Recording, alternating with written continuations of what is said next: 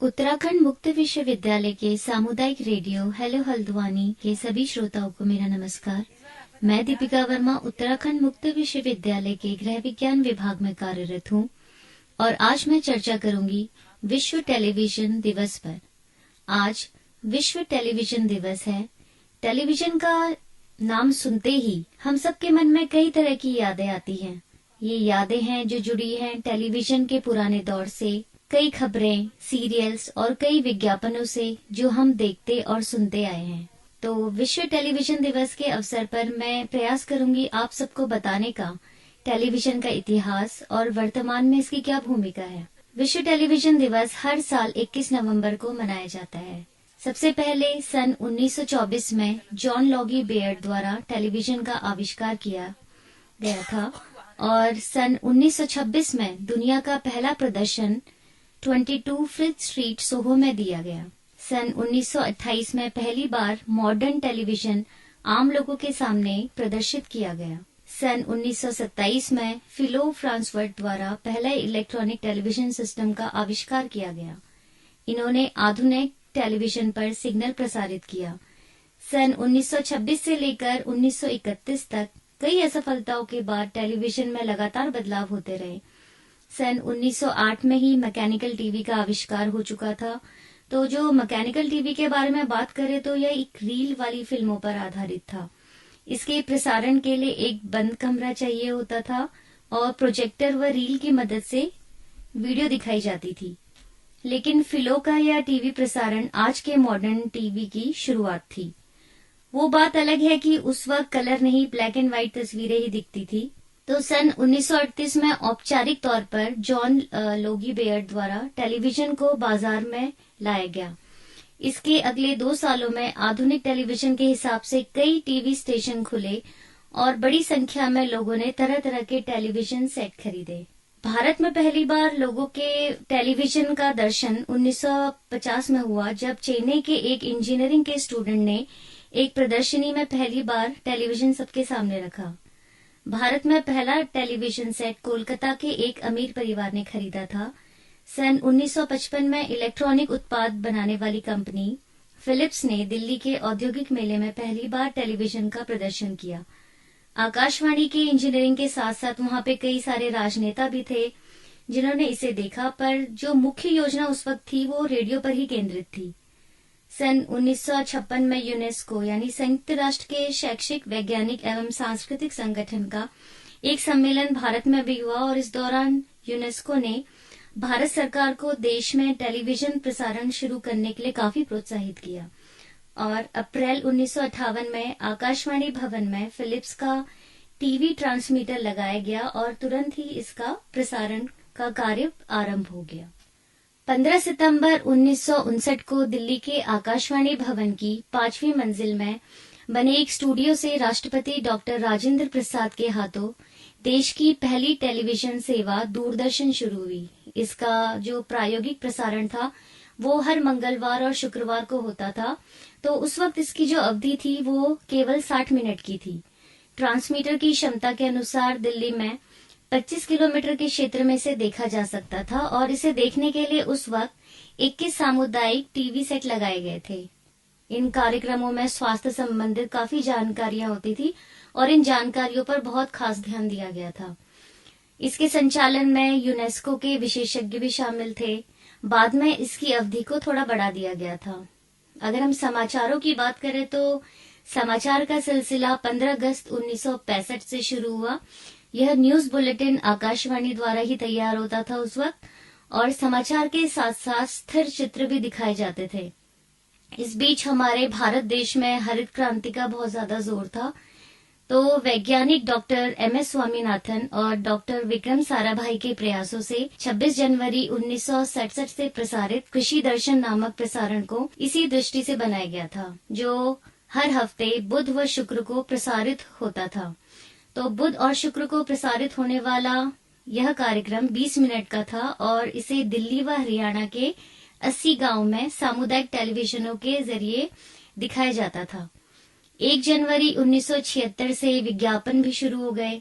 तो विज्ञापन शुरू होने के बाद दूरदर्शन का प्रसार बढ़ता ही गया और 1 अप्रैल 1976 को दूरदर्शन को आकाशवाणी से अलग कर दिया गया। सन 1982 में देश का पहला संचार उपग्रह अंतरिक्ष में छोड़ा गया। तो 1982 में जब भारत द्वारा दिल्ली के एशियाई खेलों का सीधा प्रसारण हुआ तो भारत ने अपनी तकनीकी श्रेष्ठता व कुशलता टेलीविजन के क्षेत्र में प्रदर्शित की। 15 अगस्त 1982 से दूरदर्शन का राष्ट्रीय प्रसारण शुरू हुआ और सन 1984 में देश का पहला धारावाहिक, जिसे प्रायोगिक धारावाहिक भी कहते हैं, जिसका नाम था हम लोग, वह शुरू हुआ।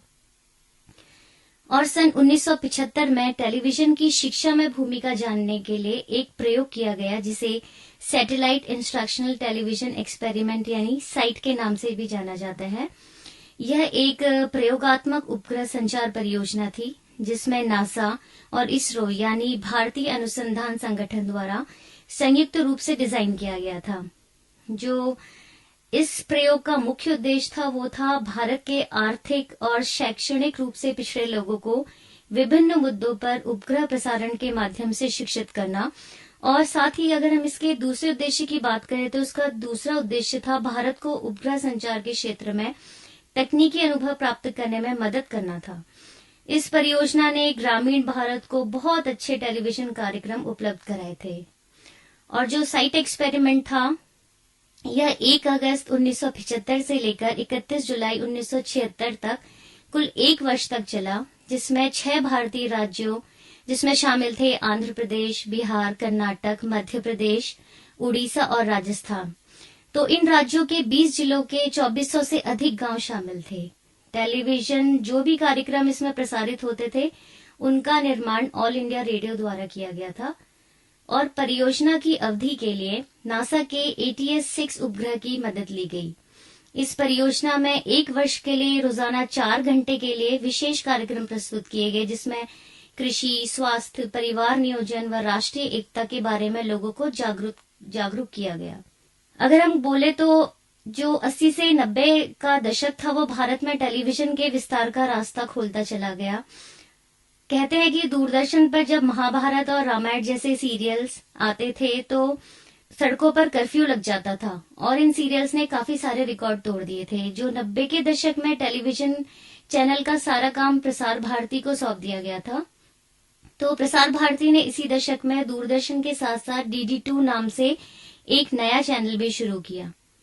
और सन 1992 में भारत में पहला निजी चैनल भी शुरू हो गया था। सन 1994 में 29 सितंबर को टीवी संचालन पर नियंत्रण के लिए cable television network regulation ordinance भी लागू किया, जो सन 1995 में एक कानून बन गया, जिसके बाद केबल ऑपरेटर्स का पंजीकरण आवश्यक हो गया और विज्ञापन आचार संहिता भी बन गई।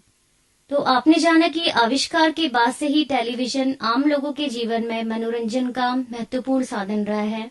कई आविष्कारों के बाद टेलीविजन का वर्तमान स्वरूप हमारे सामने है, जो निरंतर बदल रहा है। तरह तरह के आजकल हम देखते हैं कि बाजार में टीवी सेट अवेलेबल हैं, उपलब्ध हैं और मोबाइल भी आजकल टेलीविजन को रिप्लेस कर रहा है। टेलीविजन के माध्यम से लोग सालों से शिक्षा, समाचार, राजनीति, मनोरंजन और गपशप का आनंद लेते रहते हैं। वर्तमान में टेलीविजन संचार व वैश्वीकरण का प्रतिनिधित्व करने वाला प्रमुख श्रव्य दृश्य माध्यम है, जिसने टेलीविजन में लोगों को मनोरंजन करने के साथ साथ परिवार को एक सूत्र में बांधे रखने में भी महत्वपूर्ण भूमिका निभाई है। यह शिक्षा व सूचना संचार का एक ऐसा स्रोत है जो लोगों की निर्णय लेने की क्षमता को भी प्रभावित करता है।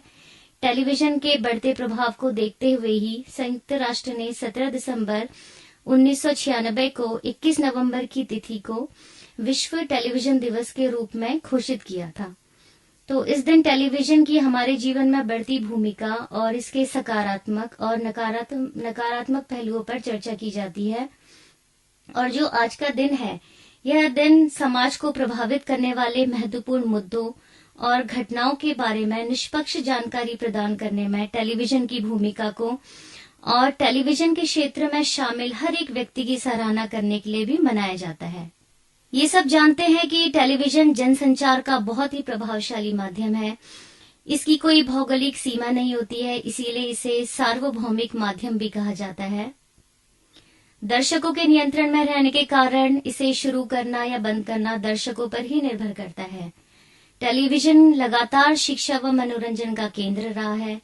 दूरस्थ शिक्षा को भी टेलीविजन ने नई राह दिखाई है, जिसका एक उदाहरण है ज्ञान दर्शन, जो दूरदर्शन केंद्र इंदिरा गांधी राष्ट्रीय मुक्त विश्वविद्यालय दिल्ली से प्रसारित होने वाला राज्य के स्वामित्व वाला टेलीविजन चैनल है।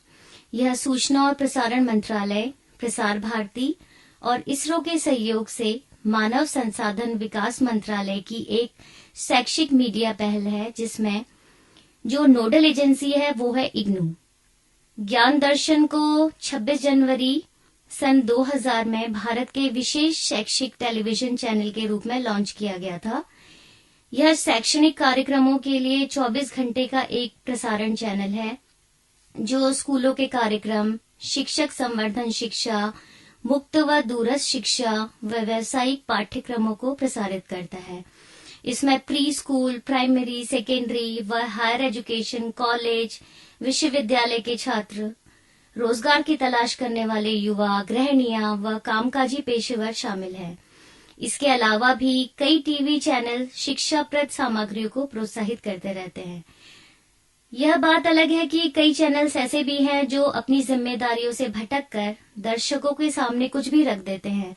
वे भूल जाते हैं कि एक छोटे से बच्चे से लेकर गृहिणियां, युवा वर्ग और वृद्ध लोग भी इसे देख रहे हैं, जिसके परिणाम स्वरूप कई लोग दिशाहीन होकर जो कुछ भी टेलीविजन में दिखाया जाता है उसकी नकल करने लगते हैं। और हम अपने रोजमर्रा की जिंदगी में देखते हैं कि बच्चों के मानसिक विकास पर भी जो टेलीविजन है कई प्रकार के नकारात्मक प्रभाव भी डाल रहा है।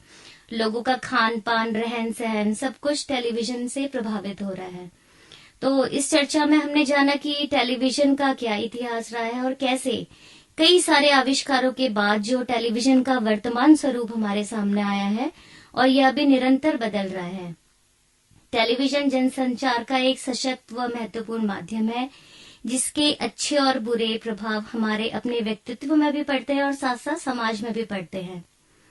तो श्रोताओं, आप सबको विश्व टेलीविजन दिवस की बहुत बहुत शुभकामनाएं और आशा है कि आप भी इस आविष्कार का इस्तेमाल सकारात्मक रूप में करने की कोशिश करेंगे। धन्यवाद।